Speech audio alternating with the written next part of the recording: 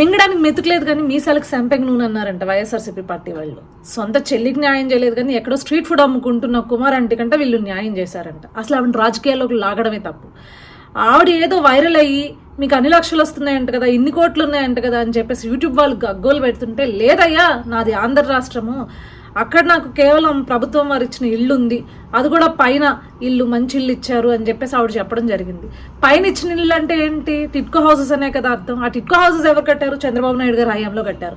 ఆయన జగన్మోహన్ రెడ్డి ఇల్లు ఇవ్వడం ఏంటి? ఇల్లు కాదు కదా ఇచ్చింది, భూమి, సెంటు భూమి ఇచ్చాడు, అది కట్టుకోవాల్సిన బాధ్యత అక్కడ ఆ భూమి ఇచ్చిన వాళ్ళు ఎవరైతే ఇచ్చారో వాళ్ళు కట్టుకుంటారు.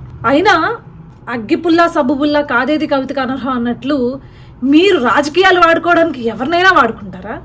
ఎంతకైనా దిగజారుతారా? ఎంతకు దిగజారారు అంటే, అక్కడేమో ట్రాఫిక్ ఎక్కువైపోయి ట్రాఫిక్ నిబంధనల ప్రకారం ఆవిడకి 2 రోజులు లేకపోతే తాత్కాలికంగా కొట్టు మూయిపిస్తే ట్రాఫిక్ పోలీసుల వారు అనుమతి ఇవ్వకపోతే దాన్ని కూడా రాజకీయం చేసి ఆ వీడియోలో జగన్మోహన్ రెడ్డి గారు పేరు చెప్పింది అని చెప్పేసి చంద్రబాబు నాయుడు గారు మరియు పవన్ కళ్యాణ్ గారు అంట రేవంత్ రెడ్డి గారితో ఈ విషయం మాట్లాడంట ఆవిడ కొట్టు మూయిపించారంట. ఆవిడ ఫుడ్ సెంటర్ని మూయిపించారంట. అసలు ఎంత దిగజారిపోయారయ్యా! ఇదా మాట్లాడుకుంటారా? ఇలాంటివి అసలు ఆలోచిస్తారా ఆ స్థాయి వాళ్ళు? అంత దిగజారిపోయి ప్రచారం చేశారు.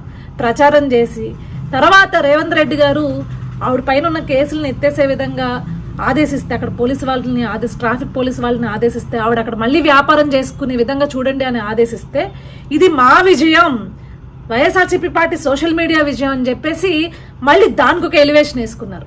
సర్లే వీళ్ళు ఇచ్చి ఇంత దరిద్రానికైనా దిగజారుతారు వీళ్ళు రాజకీయం చేసుకోవడానికి అని చెప్పేసి మేము వదిలేస్తే, ఆవిడ చంద్రబాబు నాయుడు గారు అంటే ఇష్టం నాకు, నేను ఎప్పుడు కూడా ఆయనకే ఓటేశానని చెప్పేసి మరొక వీడియోలో చెప్పడం జరిగింది. ఎందుకంటే ఇదిగో ఇలా జగన్మోహన్ రెడ్డి గారి గురించి చెప్పడం వల్లే మీ షాప్ తీసేసే పరిస్థితి వచ్చిందంట కదా అని చెప్పేసి ఒక జర్నలిస్ట్ అడిగితే, లేదండి నేను ఎప్పుడు కూడా చంద్రబాబు నాయుడు గారికే ఓటేశాను, నేను తెలుగుదేశం పార్టీకే ఓటేశానని చెప్పడం జరిగింది.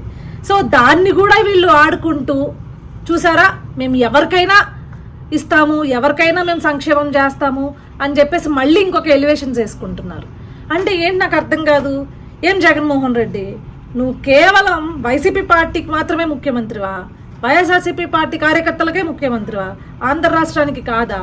ఆనాడు చంద్రబాబు నాయుడు గారు డ్వాక్రా పథకాల్లో కానీ, లేకపోతే దీపం పథకంలో కానీ, లేకపోతే సంక్షేమం చేసేటప్పుడు కానీ, లేకపోతే పెన్షన్లు ఇచ్చేటప్పుడు కానీ కేవలం తెలుగుదేశం పార్టీ వాళ్ళకి ఇచ్చారా? లేకపోతే ఆంధ్ర రాష్ట్రం యావత్ ఎవరైతే అర్హులు ఉన్నారో వాళ్ళకి ఇచ్చారా?